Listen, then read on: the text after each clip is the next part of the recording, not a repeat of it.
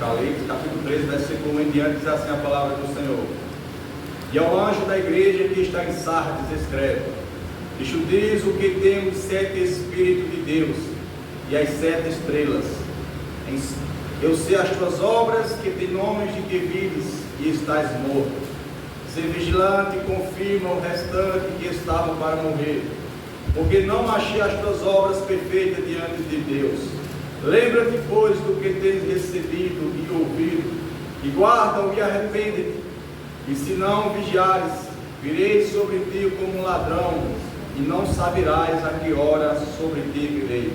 Mas também que em Sardes algumas pessoas, ou algumas poucas pessoas, que não contaminaram as suas vestes, e comigo andarão de branco, porquanto são dignas disso.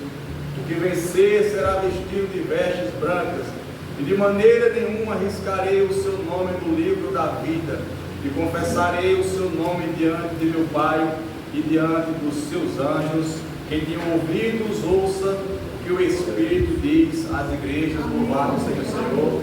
Os irmãos podem sentar. Graças a Deus. Aos poucos nós estamos finalizando o estudo das cartas. Já estamos na carta de Sardes. E a nossa maior preocupação, e a maior preocupação do Senhor, do Espírito do Senhor, é que tudo aquilo que nós ouvimos nos outros ensinos, nas outras ministrações, essas coisas não venham cair no nosso esquecimento, mas tudo que nós aprendemos em relação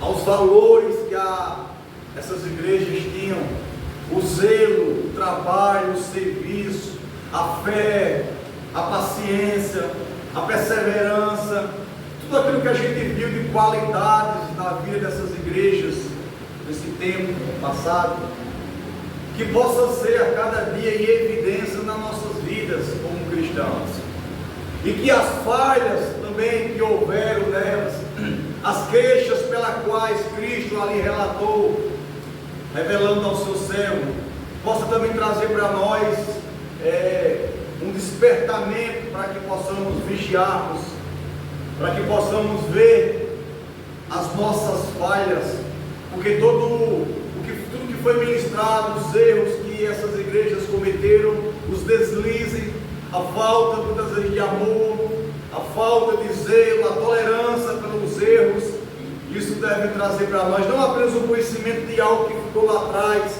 mas que algo que, se nós não vigiarmos, vai estar presente nas nossas vidas no dia de hoje, porque nós não somos melhores, somos seres humanos, e estamos sujeitos em algum momento da nossa vida, deixarmos com que o primeiro amor fique para trás. Em algum momento da nossa vida, talvez a gente perca a fé, a esperança, a perseverança, o serviço o qual nós tínhamos ao Senhor, a obra do Senhor. Em algum momento talvez nós viemos a perder isso, se é que nós talvez já não perdemos. Então essa palavra, essas ministrações, esses ensinos dessas cartas que foram escritas às 7 igrejas da Ásia Menor, traz para nós, irmãos, muitos ensinamentos que, se nós formos meditar, examinar e colocarmos em prática, nós vamos sim enxergarmos pelo Espírito que nós se enquadramos em mais defeitos que as igrejas tinham do que nos seus acertos.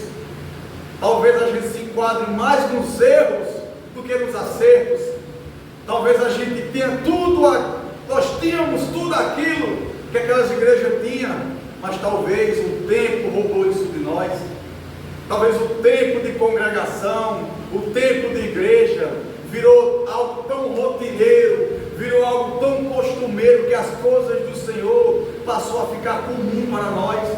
Cada louvor já é comum, a gente não sente mais a mesma coisa que sentia. Talvez na adoração a gente não transmite mais o que antes nós transmitíamos. Talvez diante de uma ministração a gente não consegue mais estar sensível à voz do Espírito. Por mais que o ministrante não esteja alcançando uma palavra até mesmo poderosa, mas se você está no Espírito, o Espírito está te mostrando uma palavra poderosa. Por isso a preocupação, irmãos, que, como nós sempre dizemos, de subir ao culto, não debaixo de uma natureza carnal, humana, não ver o culto com os olhos humanos, mas subir o culto já cheio do Espírito Santo.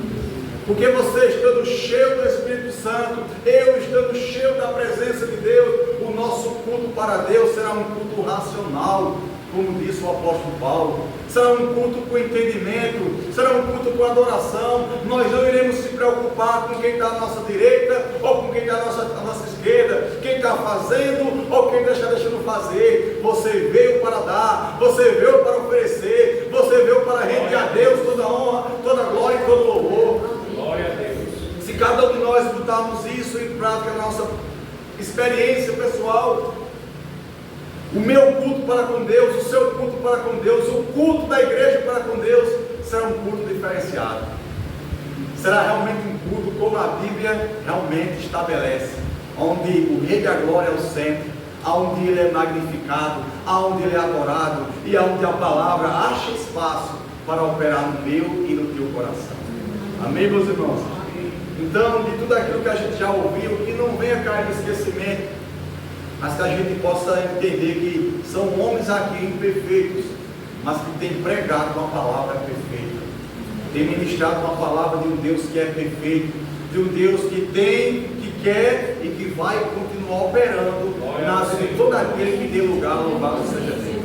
Amém? Então que a gente possa ser desperto por essas palavras, que a gente possa ser desperto, não apenas que as ministrações tragam para a gente meramente informação de uma cultura, de um costume, de algo que aconteceu lá atrás no passado, de um dado histórico, de um homem que foi levantado por Deus, não, mas que as ministrações possam despertar em nós um coração cheio do fogo de Deus, que as ministrações, que a palavra possa agir em nós de tal forma que a gente deseja voltar a viver o que um dia nós já vivemos na presença do Senhor.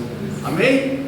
Amém. A igreja de Sardes, o próprio nome Sardes significa restantes. Restantes. Porque o próprio texto que nós lemos nos mostra que havia um restante de pessoas naquela cidade, como nas outras cidades, tinha seus problemas, tinha sua idolatria, tinha os cultos pagãos a deuses pagões da mitologia grega e por aí vai. Não era diferente dos outros capítulos que nós estudamos das outras cidades. Havia uma igreja que infelizmente tinha se deixado levar por todo um paganismo, por toda uma mentira, por toda uma doutrina do diabo, que isso já vinha se arrastando das outras igrejas. Porque o diabo, irmãos, ele semeia a sua semente, como lá a parábola do joio e do trigo. Enquanto os servos lá na igreja de Esmirna estavam dormindo pelo sono da morte, o inimigo estava semeando o joio, o inimigo estava trabalhando para que a doutrina fosse roubada. E quando na parábola de Mateus 13, quando os servos se acordam e dizem: mas Senhor, nós plantamos trigo, e por que tem joio? E aí o Senhor daquela obra diz: foi o inimigo que fez isso. E o inimigo, ele é especialista em semear joio. Ele é especialista em semear divisão, contenda, dissensões, heresias e heresias de perdições. E essas coisas veio se permeando de acordo com algumas brechas, foram dando no meio da igreja. O diabo ia se apropriando desses momentos para ganhar espaço. Nós aprendemos muito em Pérgamo, o casamento pervertido, a união da igreja com o Estado. E você vê que essa união até hoje, ela predomina. Se abre um ambiente cristão, evangélico, tem que ter um CNPJ, tem que ter uma placa, tem que ter um contador, tem que estar unido com o Estado. Já fomos criticados muito porque talvez não temos uma placa.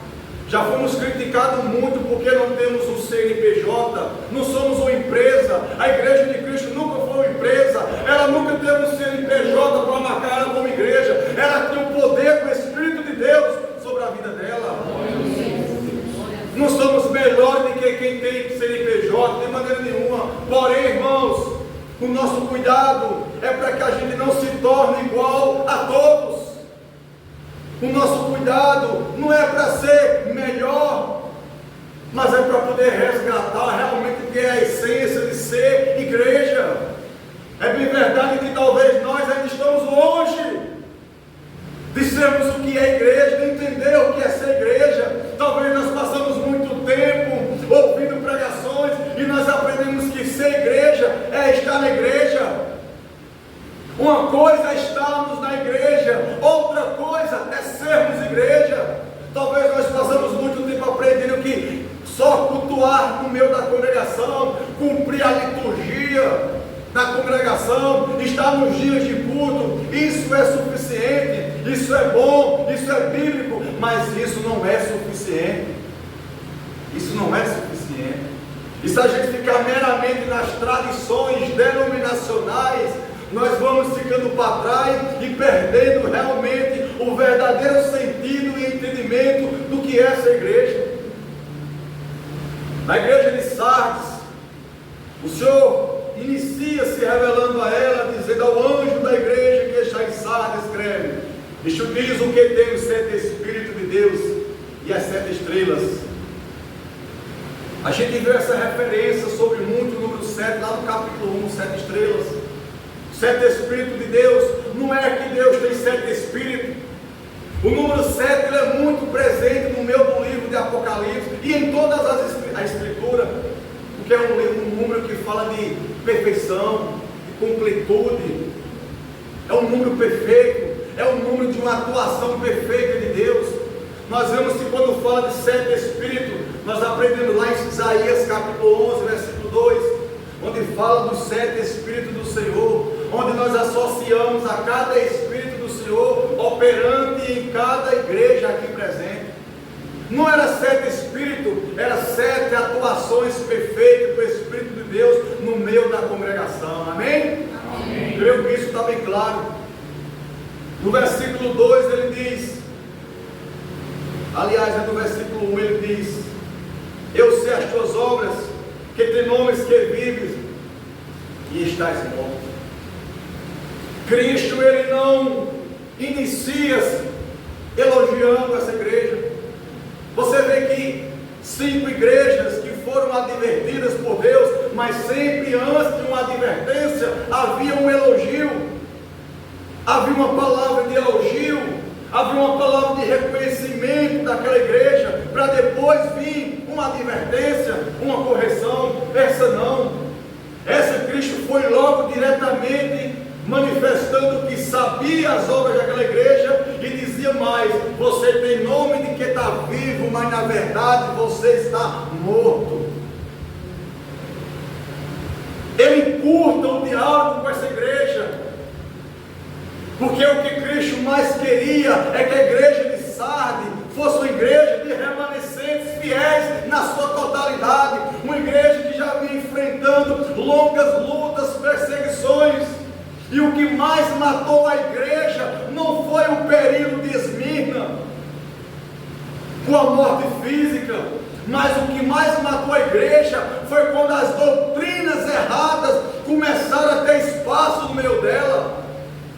Porque o diabo mudou a sua estratégia, não matando os cristãos, derramando o sangue dos cristãos. Não vamos acabar com a igreja, vamos se misturar. Quando a gente não consegue destruir o inimigo, vamos se unir ao nosso inimigo. E foi isso que Satanás fez, e é isso que ele continua até hoje fazendo.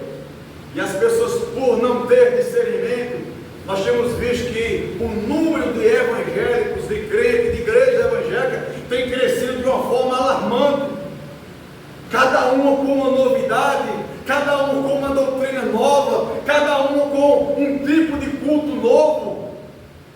É o culto da rosa, é o culto dos anjos, é o culto disso, é o culto daquilo, o culto da vitória, o culto daquilo, o culto disso.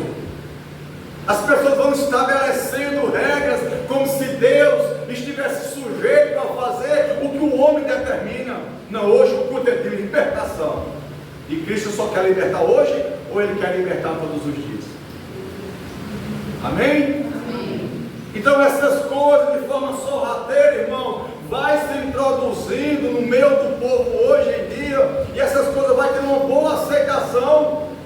Por quê? Porque o povo vai perecendo, porque lhe falta conhecimento.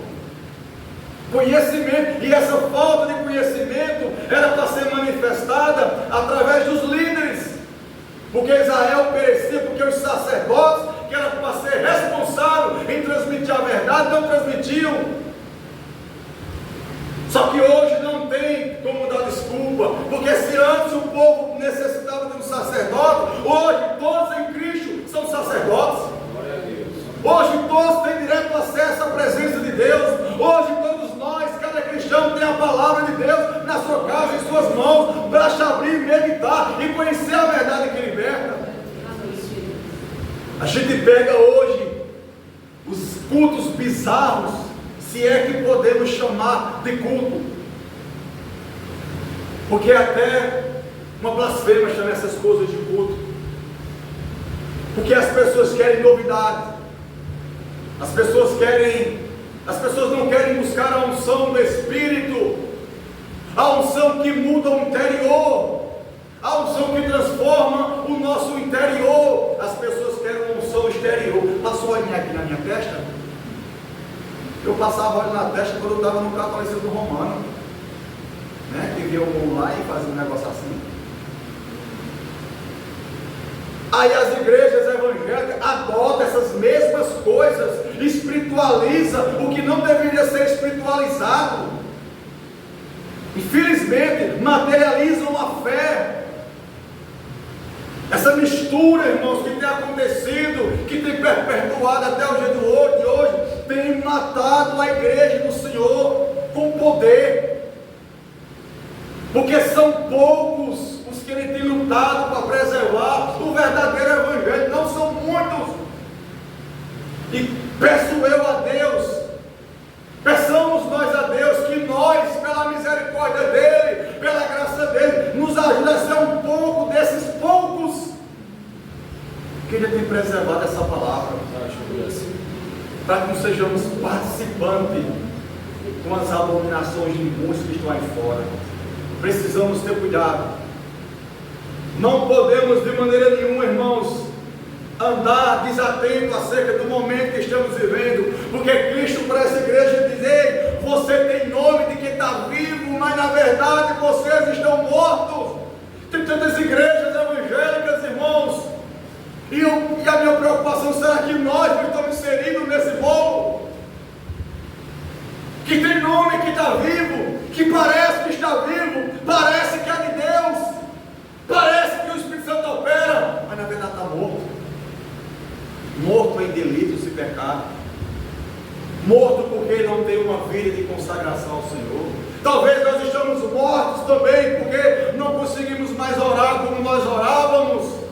A nossa vida de oração morreu, a nossa vida de consagração morreu, o nosso coração que ardia, inflamava pela presença do Espírito, morreu. Quantas experiências no passado aqui, há um tempo atrás, nós vimos irmãos e irmãs contando: eu estava em casa, aconteceu isso, eu orei, eu abri a palavra, aconteceu isso. Mas se pergunte, nos perguntamos a nós mesmos: cadê as experiências? Cadê os testemunhos que não tem mais nos nossos lábios?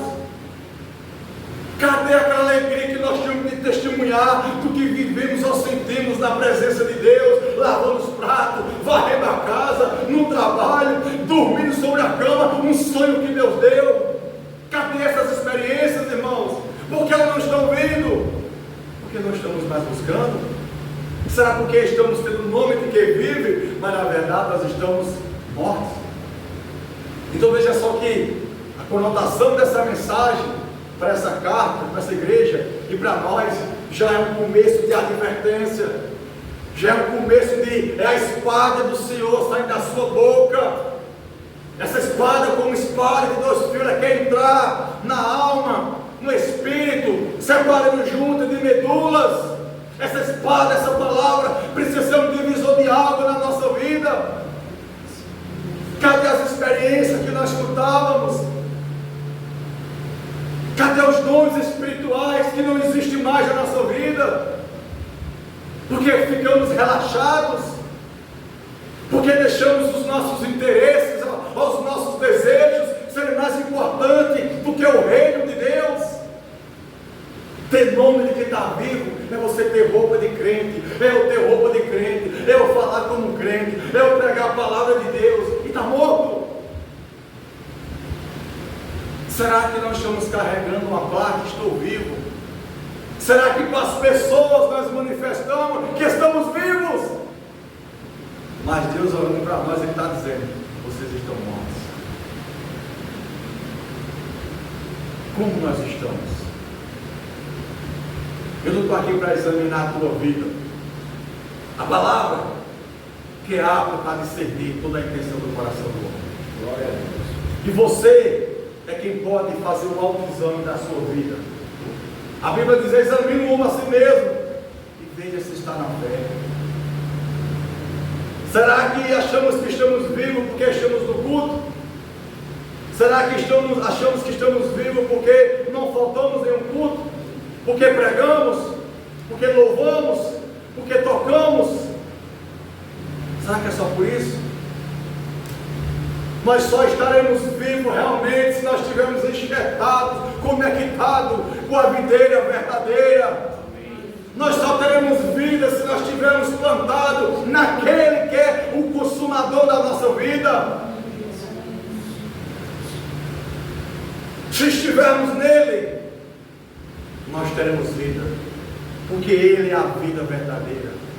Mas para estar nele, irmãos, é um processo.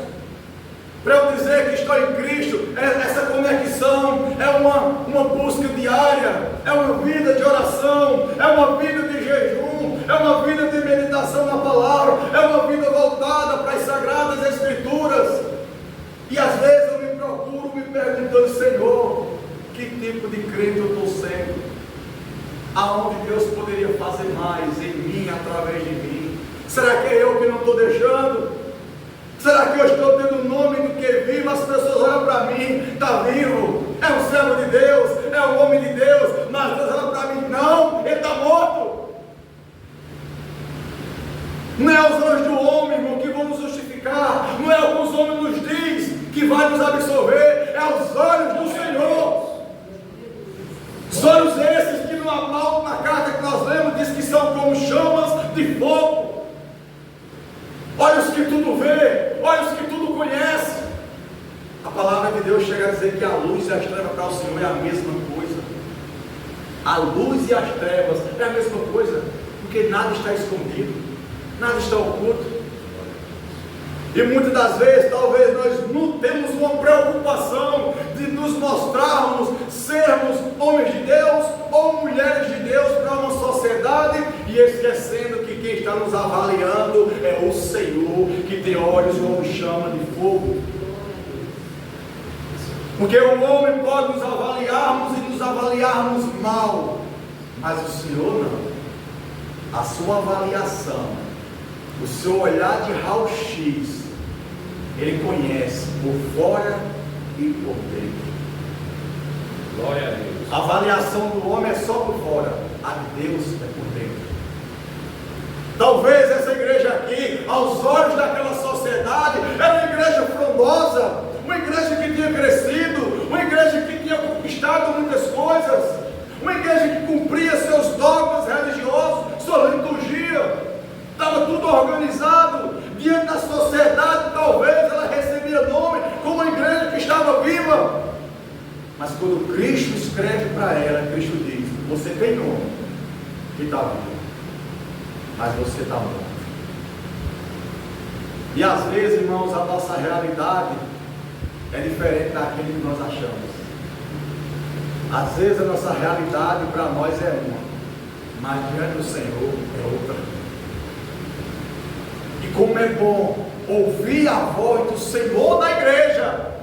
Como é bom ouvir a voz de um Salvador que escreve para uma igreja, porque ele se preocupava com o seu povo, ele se preocupa com a sua igreja, porque ele não morreu para a sua igreja perecer, mas ele morreu para a sua igreja ser salva, remida no seu sangue. E como é bom ouvir a voz dele nessa noite, talvez dizendo para alguns ou para todos nós: você tem nome que está vivo, mas na verdade você está morto. se eu e você estiver morto, há uma palavra de Deus para o seu coração. Porque Ele é aquele que tem poder de ressuscitar o corpo. Glórias a Deus.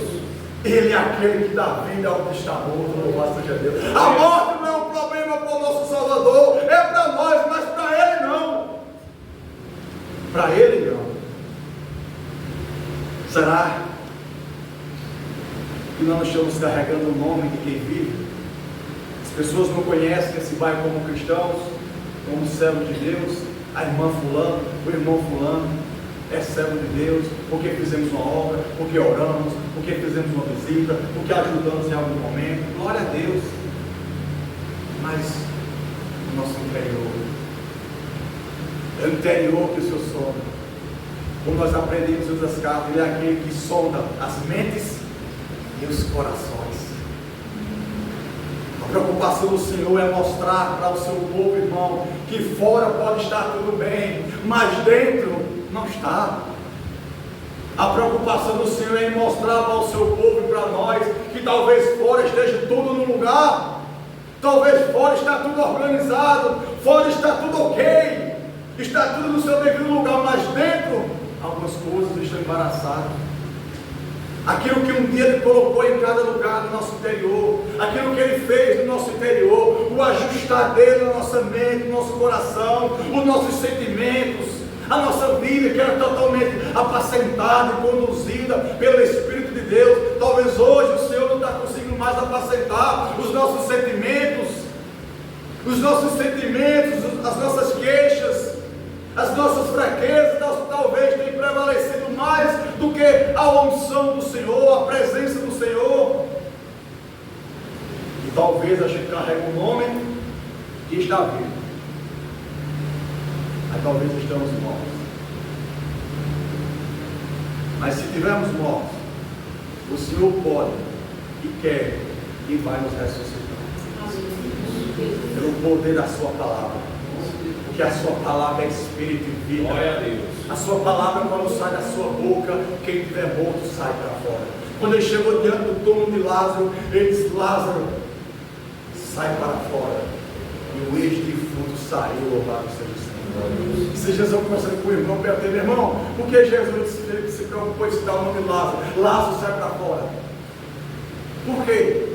Porque ele só disse: sai para fora. Esse Lázaro, senão eu não consigo compreender. Sabe por quê, meu irmão? Porque se ele não tivesse citado o nome de Lázaro, tivesse só dito: sai para fora, quem tivesse morto ali ressuscitava. Porque poderosa é a palavra que sai da boca do Senhor. Quando Ele diz, acontece. Quando Ele diz, o mal repreende. Quando Ele diz, a morte dá lugar à vida, a doença dá lugar à saúde. Uma palavra só de baixa e todo o mal se vai. Então que essa palavra que eles falaram, direcionada a Lázaro, essa palavra hoje possa ser direcionada aos nossos corações, para que onde houver morte, onde houver sentimento de morte, possa sair nessa noite e dar lugar à vida. Louvado seja Deus. Glórias a Deus. Ele começa corrigindo, repreendendo e advertindo aquela igreja, para que a igreja não viesse se soberbecer, para que a igreja não viesse entender ou compreender que, porque por fora tudo estava bem, mas dentro, a igreja talvez estava crescendo, vida se salvando, mas dentro, como é que está o coração? Como é que está a nossa intimidade com o Senhor? Como é que está a nossa oração com o Senhor? Como está? Eu creio que está fraco. Porque se nós estivéssemos orando como nós deveríamos orar, se nós estivéssemos buscando como a palavra nos pede para buscar, meus irmãos, nós teríamos muito para dar. Nós teríamos muito do Senhor para contar. Se nós estivéssemos buscando como deveríamos buscar, pode ter certeza, todos os dias, os cultos nossos ao Senhor ia chover de experiência e de testemunhos, para que Deus fosse e seja glorificado. Mas qual o testemunho que nós temos para contar hoje? Qual a experiência que você teve com Deus hoje? Qual a experiência que eu tive com Deus hoje? O que foi que vimos ou ouvimos do Senhor hoje? Ontem, esse de ontem. Isso só demonstra o quanto a nossa busca está fútil, está fraca, está limitada. Quanto mais buscamos de forma limitada, mais limitado nós seremos. Quanto mais a nossa busca for fraca, mais fraco nós seremos. Preciso de libertação. Se você não buscar até o Senhor te libertar, a libertação não vai chegar. Eu preciso de um renovo. Se você ou eu não buscar até o renovo chegar, ele nunca vai vir. Jacó, quando chegou no Val Jabó e ficou ali sozinho, só ele e o Senhor, fez passar a família, o gado, o povo, ficou a sós. E no romper de uma manhã, durante um período de madrugada para amanhecer o dia, um anjo aparece e luta com Jacó. E diz que ele lutou com o anjo até o romper da alma. E o anjo disse: me solta, eu preciso ir. Eu só te solto quando tu me abençoar. Será que nós estamos com tanto desejo, irmãos, de buscar ao Senhor, ao ponto de ver Deus fazendo algo? Ou a gente está aquele cristão que a gente ora uma vez, duas vezes, não houve resposta, não é de Deus não. Quando é para coisas espirituais, porque quando é para coisas materiais, a gente passa até o ano todo em orando: Senhor, me dá, abençoa, tu sabe a necessidade. A gente fica tentando convencer Deus. A gente fica tentando convencer Deus que a gente precisa. Deus, tu sabe a necessidade, abençoa aqui, me dá aqui. Mas às vezes, quando é para as necessidades espirituais, as necessidades da congregação, trabalho na congregação, a gente não passa um mês orando: Senhor, me usa nisso, tu sabe a necessidade, está faltando, Senhor, sabe o que eu querer, me capacita, me dê graça, eu vou jejuar, eu vou orar, eu vou buscar, eu vou chorar, se revela meu coração, se revela a igreja, fala comigo, fala com o povo, fala na igreja, Senhor. Será que está tendo essa disponibilidade de buscarmos a Deus para sermos instrumento de Deus na igreja do Deus vivo? Nós só oramos, só buscamos quando nós queremos os nossos desejos, quando nós queremos o suprir das nossas necessidades. Uma vez eu lembro do irmão que a gente estava na obra, fazendo a obra, e estávamos precisando de um computador. E aí, irmãos, eu vou orar a Deus para nós ter um computador para a gente acabar com essa necessidade. Vamos orar. E começamos a orar: Senhor, dá uma bênção para a necessidade, dá uma bênção de um computador, Senhor, para tirar cheques para o negócio das crianças, para fazer isso, para fazer aquilo, para fazer os profetas para a evangelização. Aí Deus me abençoou o irmão com o computador. Sabe quantas vezes o irmão tirou cheques? Os irmãos estão entendendo? Que quando a gente tem interesse em ter algo, a gente pede. E Deus sabe da intenção, e às vezes Deus abençoa pela sua graça, mas Deus já sabe: eu vou te dar, vou permitir, mas tu não vai cumprir. Tu não vai cumprir. E às vezes não vem um peso de espírito em saber que nós fazemos votos diante do Senhor, dizemos que vamos fazer isso, mas na verdade Deus já sabe: eu vou te dar graça, eu vou te capacitar, mas eu sei que no meio do caminho tu vai parar, porque realmente o que tu quer não é a minha obra, não é o meu projeto. Ah, irmão, o Senhor abençoa com carro, o Senhor vai buscar a irmã na igreja, as irmãs para a igreja, a senhorazinha, a deficiente, aquela pessoa que tem condição. Aí Deus vai abençoa com carro. Aí pega a irmã uma vez, duas vezes, quando ele depois já não veio mais para a igreja com carro.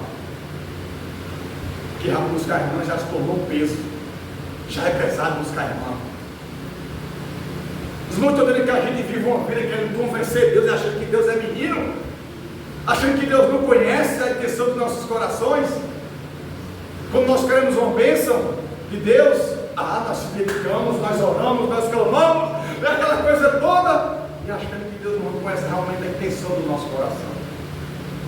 E às vezes Deus é tão maravilhoso como um Pai que Ele dá, que Ele abençoa. Ele abençoa. Sabe o que é que nós temos feito com as bênçãos que Deus nos dá? O que é que nós temos feito? Amém, meus irmãos? Amém. Precisamos rever como nós estamos como igreja do Senhor, como cristãos, como servos e servos do Senhor. O nome, eu já sei como está, porque o Senhor já garantiu aqui. O nome é de que vive, mas a realidade está morta. Será que estamos mortos? Será que nossa vida cristã está morta? Se está, glória a Deus, você chegou no lugar de ressurreição. Você está no lugar que o milagre de ressurreição acontece, que é a presença de Deus. Sua vida cristã talvez esteja morta, mas busca aquele que ressuscita o morto, busca aquele que restaura, que faz nova todas as coisas. O que a gente não pode, irmão, é entender: eu estou assim, eu sou assim, eu nasci assim, eu vou morrer assim, e eu vou ficar assim até o fim. Não! Existe um Deus que muda, que transforma, que liberta. Existe um Deus que nada está perdido, você ainda está aqui. Ele se importa com você, por isso que ele mandou essa palavra. Ele se importava com a igreja dele, mesmo estando morta, mesmo vivendo de aparência, mesmo sendo hipócrita, mas ele estava lá e virou a palavra, porque ele queria dar vida àquela igreja. Talvez estejamos vivendo de aparência, talvez a nossa realidade realmente é outra, e o Senhor está revelando isso aqui nesta noite, mas Ele quer mudar essa realidade. Ele quer mudar esse estágio de morte e nos dá vida e vida com abundância. Louvado seja o Senhor. Amém? Versículo 2: vem o conselho do Senhor: ser vigilante e confirma o restante que estava para morrer, porque não achei as tuas obras perfeitas diante de Deus. Ser vigilante e confirma o restante que estavam para morrer. Pessoas que já estavam debaixo de condenação, pessoas que já estavam debaixo de juízo, pessoas que viam uma experiência de Pérgamo, que o Senhor disse: se não se arrepender, eu vou colocar numa cama, se não se arrepender, eu vou ferir de morte. E aí esse restante, o Senhor diz: confirma o restante que estava a morrer. Ser vigilante. Vigilância, irmãos, é uma coisa que precisa existir na nossa vida. O próprio Cristo nos ensina a vigiar e a orar. Por que Ele pediu para a igreja ser vigilante e confirmar aos restantes que estavam para morrer? Por quê? Porque não achei as tuas obras perfeitas diante de Deus. Como estão as nossas obras diante de Deus? Como estão as nossas obras de fé? Como já foi falado tanto aqui sobre isso. As obras de fé. Que obra de fé? Você só sabe evangelizar se você tiver fé. Você só convida alguém se você tiver fé. Você só prega para alguém se você tiver fé. Você só ora se você tiver fé. Você só lê Bíblia se você tiver fé.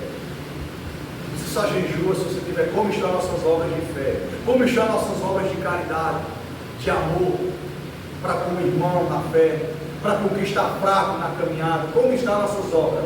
Será que as nossas obras não estão imperfeitas diante de Deus? Será que nós não estamos sendo mais reprovados do que aprovados? Como está a nossa vida, o nosso coração? Aquele amor que talvez um dia eu e você tinha pelas coisas do Senhor, pelo relacionamento que tínhamos com o Senhor, o desejo que tínhamos de orar, de chorar de joelho, de soluçar, de molhar o travesseiro, de molhar o lençol da cama, o sofá. Isso talvez ficou só no esquecimento da nossa vida, igreja. Será que isso só não está no passado? São experiências passadas. Nossos olhos estão secos, não conseguimos mais chorar, pedindo perdão pelos nossos pecados, não conseguimos mais chorar, se arrependendo pela nossa vida fraca que vivemos.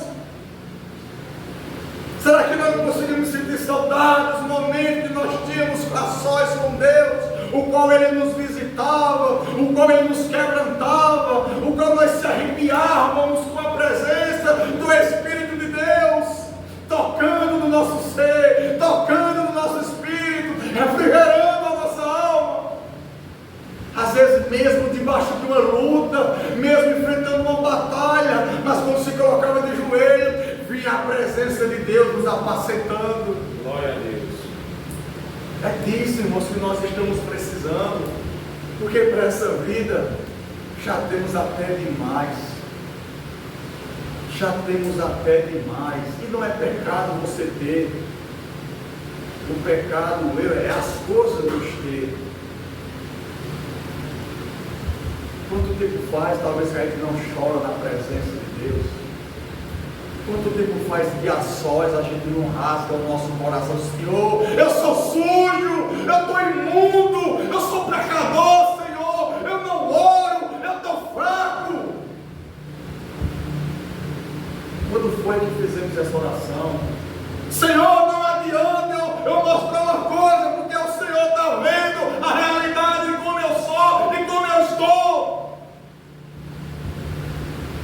Não adianta, Senhor, estou bonitinho na igreja, arrumadinha, mas o meu espírito está abalado, a minha alma está cansada, eu estou desesperado, eu não tenho mais vida espiritual, eu não consigo ter vida com o Senhor. Precisamos rasgar o nosso coração, irmãos, na presença de Deus, e sermos sinceros com Ele, sermos sinceros, porque na nossa sinceridade, Ele vai trabalhar. Amém. Na nossa sinceridade de alma e de coração, Ele vai ministrar poderosamente sobre as nossas vidas. Só não podemos, igreja, continuar tendo um nome que vive, mas estando morto. Sabe o que é ter nome que vive? É passar 50 anos dentro de uma igreja e quando chegar o dia de morrer, ser condenado ao inferno. Mas eu estava na igreja, eu louvava, eu pregava, eu evangelizava, eu não perdi um culto, eu estava lá. Estava na igreja, mas não estava comigo. Estava na igreja, mas não vivi experiência com Deus da igreja. Sua salvação não depende de ninguém aqui, irmãos. Nós dependemos, precisamos um do outro para caminharmos juntos. Mas a nossa salvação, dependemos, é do Senhor. É de um relacionamento com o Senhor, porque naquele dia muitos dirão, mas nós profetizamos, nós expulsamos demônios, nós comemos a tua mesa, nós pregamos nas praças. Porque muitos desses vão ouvir: apartai-vos de mim, malditos, para o fogo eterno, porque eu não vos conheço. A palavra conhecer ali é intimidade. Nós não temos intimidade. Nós não temos intimidade. Eu até te usava, que eu queria falar com um, falar com outra, mas a sua vida não era aprovada diante de mim. Isso aí deve trazer temor e tremor aos nossos corações. Porque não é porque Deus dá uma experiência, Deus fala aqui, Deus fala por lá, isso é sinônimo que Deus está aprovando a nossa vida. Isso é manifestação da misericórdia e graça a Deus, para que a gente venha tomar uma postura de Senhor, se eu estou errado, se eu estou desajustado, e Deus já está fazendo, imagine se eu estiver bem na tua presença, o que o Senhor não fará em mim através de mim. Para despertar isso em nós, um desejo de buscar, e não vivemos uma vida de aparência. Porque isso está se arrastando, talvez na minha, na sua, na nossa vida. Até quando? Até quando? Até quando o Senhor vai estar esperando para ter misericórdia? Até quando o Senhor vai dar oportunidade para cada um de nós? Tudo como Ele está dando. E nós não estamos nem aí. Estamos achando que estamos bem com Deus. Por quê? Porque as bênçãos materiais estão boas? Porque a saúde está bem?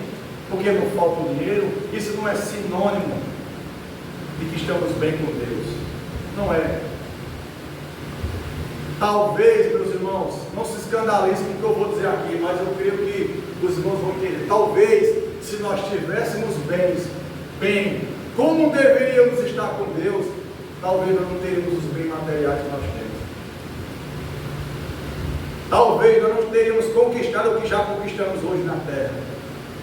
Mas em compensação, nós seremos cheios do poder da presença do Senhor. Porque o que nós mais estamos buscando é o que nós mais temos conquistado.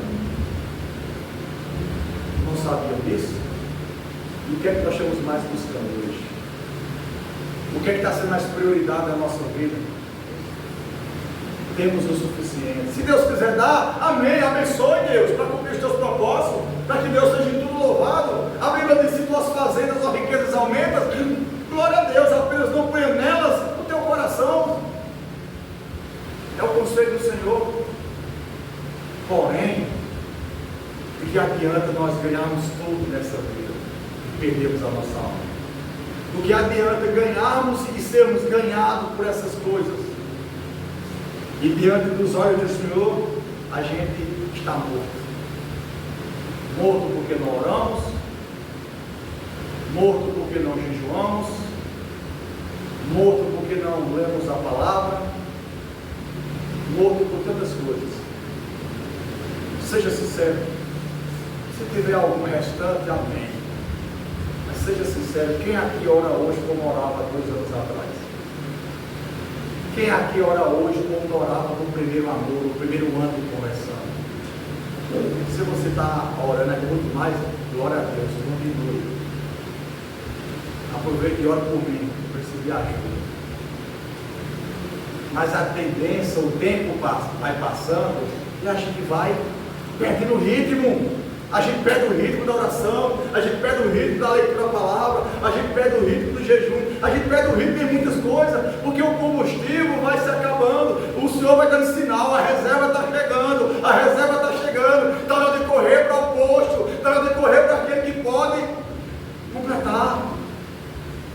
Nós sabemos quem é que pode completar a nossa vida. Nós sabemos quem é que pode preencher a nossa vida. Nós sabemos quem pode nos impulsionar, dando graça e condição de permanecer firme e forte, mesmo diante das adversidades, mas firme e forte, mesmo diante de uma nação da igreja, a maioria está corrompida, mas permanecer firme e forte. Não podemos parar como muitos têm parado. Não podemos se deixar se levar por aquilo que muitos se deixaram se levar. Precisamos ser vigilantes, porque talvez as nossas obras não estão sendo perfeitas ou agradáveis aos olhos do Senhor. Versículo 3: lembra-te, pois, mais uma advertência do Senhor, lembra-te, pois, do que tens recebido e ouvido, e guarda-o, e arrepende-te, louvado seja o Senhor. Esse texto aqui, irmãos, esse versículo 3, a gente já vê aqui a manifestação de uma graça, da misericórdia de um Deus que ama, de um Deus que não quer ver o homem morto, de um Deus que não quer ver uma igreja morta, de um Deus que não quer ver uma igreja ficando para trás. Mas lembra-te, vocês esqueceram, vocês esqueceram de quem vocês eram, de como vocês eram, como vocês viviam. Olha para o passado, olha como vocês estavam no primeiro amor, olha como vocês estão hoje. Lembra-te, pois, do que tem recebido e ouvido. Meu irmão, o que nós chamamos de recebido e ouvido é da parte do Senhor, louvado seja Deus. Amém. Tudo que você ouviu e recebeu até hoje, como palavra, como ensino, como experiência, foi e é da parte do Senhor. Lembra disso? Eles lembram do que ouviu e recebeu e guarda. Guarda a palavra, guarda o ensino, guarda a doutrina. Se você guardar, isso levará você até uma vida de arrependimento, porque é a palavra de Deus que nos convence pelo poder do Espírito a nos arrependermos. É lendo a palavra que nós veremos o quanto nós há mal. É lendo a palavra nos mostrará que há erros na minha vida, há erros na sua vida, há faltas em nós que precisam ser consertadas, há pecados que precisam ser arrependidos. Lendo a palavra, mas quanto menos a palavra nós lemos, mais santo nós nos acharemos que somos. Mas quando lemos mais a palavra nos convencerá o quanto nós somos pecadores e carentes, independentes da graça e misericórdia e bondade desse Deus. Por isso viver uma vida próxima do Senhor, por isso viver uma vida próxima das Sagradas Escrituras, porque ela nos aproxima de Deus, ela pega o impuro, ela limpa o impuro, ela santifica o impuro e mantém ele na presença daquele que é santo. Glória a Deus. Por isso precisamos dessa palavra. Lembra do que tem recebido e ouvido, e guarda e arrepende-te. E se não, olha só, se não se arrependeres, se não vigiares, virei sobre ti como um ladrão, e não saberás a que hora sobre ti virei. Quem é que sabe aqui quando o ladrão vem? Quem é que sabe aqui quando o ladrão vem roubar a casa? O ladrão não avisa quando vai roubar. O Senhor se coloca para essa igreja como aquele que vem como um ladrão, aquele que vem para tirar. O ladrão, quando vem para roubar, ele leva da casa o que é mais precioso. O que Deus nos deu de mais precioso, irmão, se eu e você não zelar, Ele mesmo vai tirar. Precisamos guardar a salvação que Ele nos deu. Precisamos guardar e valorizar o Espírito Santo que Ele nos deu, a sua palavra, a sua bondade, o seu caminho eterno. Ouve, guarda, seja vigilante, porque senão eu que virei e tirarei de ti isso. Porque Ele tem poder para isso, ou não? Ele tem poder para dar e tomar. Amém? Amém. E eu creio que nenhum de nós queremos ter da parte de Deus, ver Ele tirando de nós o que um dia foi dado. Isso aqui é sério. Lembra depois do que tem recebido e ouvido, e guarda e arrepende. Tudo que nós ouvimos nessas cartas, até aqui, tudo que nós ouvimos e vemos, precisamos guardar. Porque se nós não guardarmos e colocar em prática para nos levar a ter uma vida de arrependimento, se não vigiarmos, ele virá sobre nós como um ladrão. E não saberás a que hora sobre ti virei. Versículo 4. Mas também tem Sardes algumas pessoas que não contaminaram suas vestes, e comigo andarão de branco, porquanto são dignas disso, louvado seja. Enquanto o Senhor diz, havia um povo que tinha contaminado as suas vestes, havia um povo que estava andando desordenadamente, havia um povo que não andava mais na minha presença, havia um povo que não queria estar mais no temor do Senhor, não guardava mais a minha palavra, mas Ele diz, mas também que em Sardes, uma mostração de algumas poucas pessoas, que não contaminaram as suas vestes, louvado seja o nome do Senhor. E é essas que andarão comigo, branco, louvado seja o Senhor. Ele dá uma garantia, uma promessa, aqueles que não contaminaram as suas vestes, mas tiveram as suas vestes lavadas e remidas no sangue do Cordeiro, são esses que andarão comigo, louvado seja Deus. São esses que regarão comigo para todo sempre, louvado seja o nome do Senhor. Mas eu tenho salvo os remanescentes, o restante, alguns que não contaminaram. Será que nós somos alguns desses? Será que nós estamos inseridos em alguns? Se nós formos pegar um contexto histórico dessa carta, ela se deu entre o século XI até o século XVII, onde começou ali uma grande explosão da reforma protestante, do século XVI em diante. Se a gente fosse agregar uma parábola de Mateus 13 a essa carta, seria a parábola do homem que achou um tesouro em um campo, e pelo gozo daquele tesouro ele vende tudo o que tinha e compra aquele campo. Por quê? Porque foi justamente na reforma protestante, onde a palavra que estava escondida trouxe renovo a muitos que estavam ali. A palavra que estava escondida trouxe salvação e clareza de vida eterna a um povo que estava enganado. Era esse restante. Foram esses que descobriram a palavra. E se pudéssemos citar um deles, como já citamos em outros momentos, Lutero. Lutero foi um dos reformadores pelo qual vivia no meio de um contexto paganizado, vivendo em indulgências, vendo imagens de esculturas, colocando moedas no cofrinho, porque cada moeda que colocava no cofre era uma alma que estava do purgatório. Era isso que a igreja católica romana ensinava.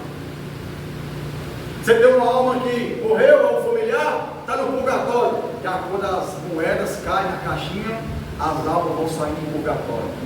E os familiares não queriam ver as almas das suas famílias condenadas a um purgatório, um sofrimento, e aí começava a depositar moeda, dinheiro. Isso era uma afronta de lucro. E hoje é do mesmo jeito, só mudou um pouco, né? Maquiou. Até hoje é assim.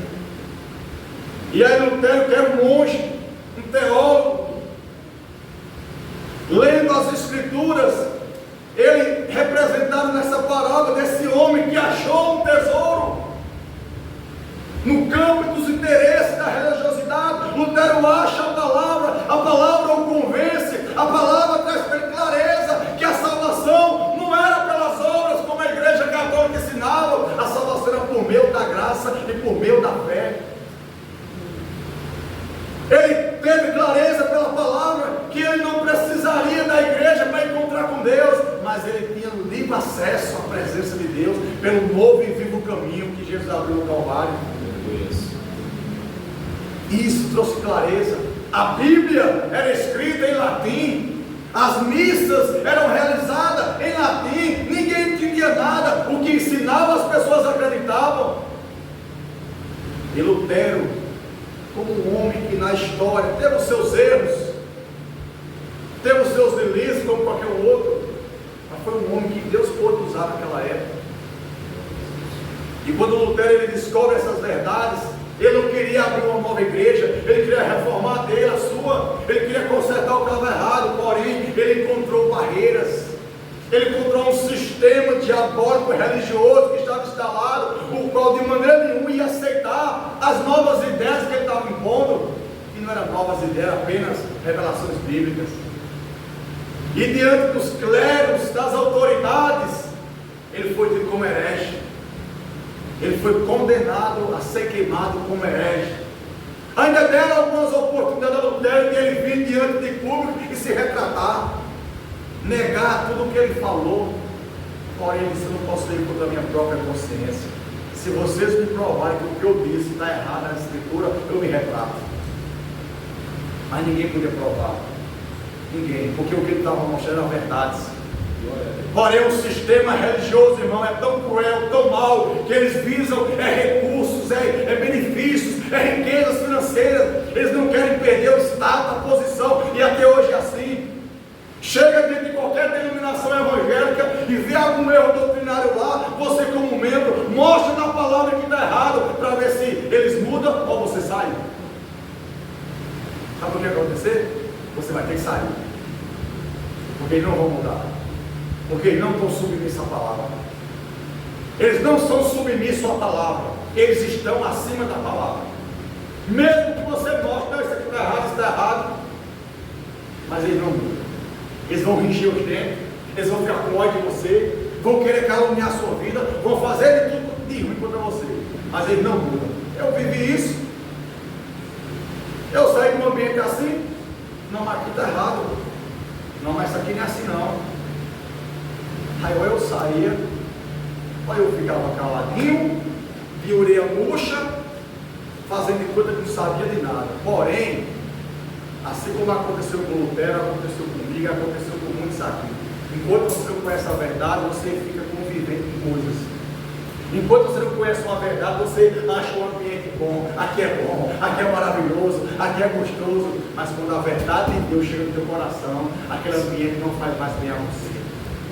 Porque o que é ensinado é mentira, e o cristão foi chamado para viver a verdade, amar a verdade e ficar com a verdade do Senhor. Ainda que ele fique só, mas que ele fique com a verdade.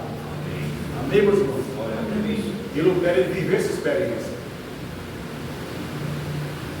Ele foi condenado, mas a história diz que ele ficou confinado em um castelo de um príncipe da Saxônia, o qual ali por um grande espaço de tempo ele traduziu a Bíblia do latim para o alemão.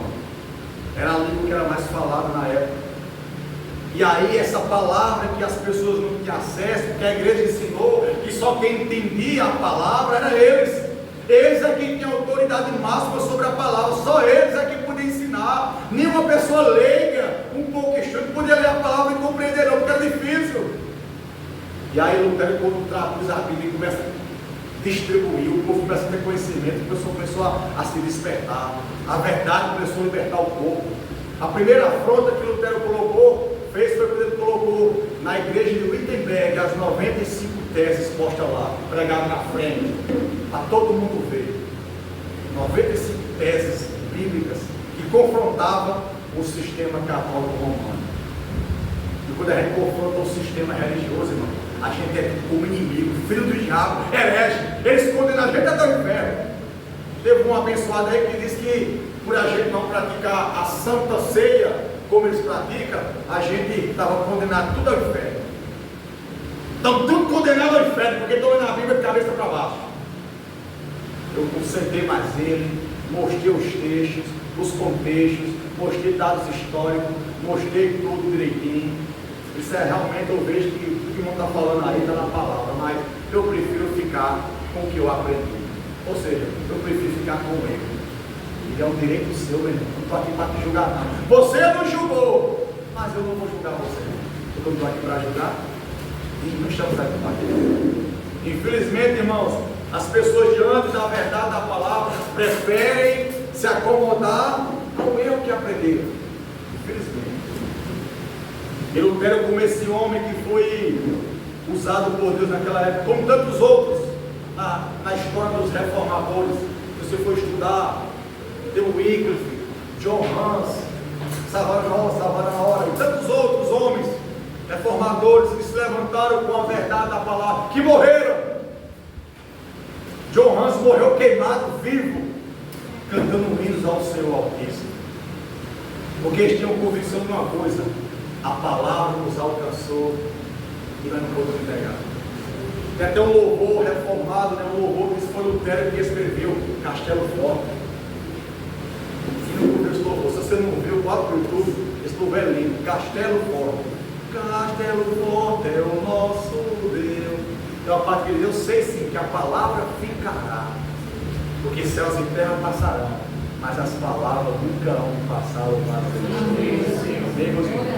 E esses homens pagaram com a sua própria vida. E esse evangelho chegou a mim e a você hoje. Para quê? Para que venhamos fazer negócio com a palavra? Para que venhamos deturpar a palavra como tantos outros têm deturpado? De maneira nenhuma. Precisamos se manter, lutar para se manter, irmãos, fiéis, vigilantes, ter uma vida de arrependimento, para que possamos ser como aqueles que não contaminam as suas vestes, mas que andarão com o Senhor de branco, louvado seja o Senhor. Amém? Versículo 5. O que vencer será vestido de vestes brancas, e de maneira nenhuma riscarei o seu nome do livro da vida, e confessarei o seu nome diante de meu Pai e diante de todos os seus anjos. Quem tem ouvidos, ouça o que o Espírito diz às igrejas. Louvado seja o Senhor. O Senhor dá certeza para nós que aqueles que permanecerem fiéis, aqueles que permaneceram com as vestes limpas, esses andarão com o Senhor, esses reinarão com o Senhor, esses terão o seu nome honrado diante do Pai e diante dos santos anjos. Louvado seja Deus, que coisa maravilhosa. Esses serão vistos e reconhecidos como salvos, remidos, libertos pelo sacrifício do Cordeiro de Deus. E a morte não terá mais poder sobre eles, mas eles reinarão para todo sempre com o Senhor das glórias. Essa é a promessa do Senhor. Vestirei eles de branco e eles andarão comigo. Amém, meus irmãos?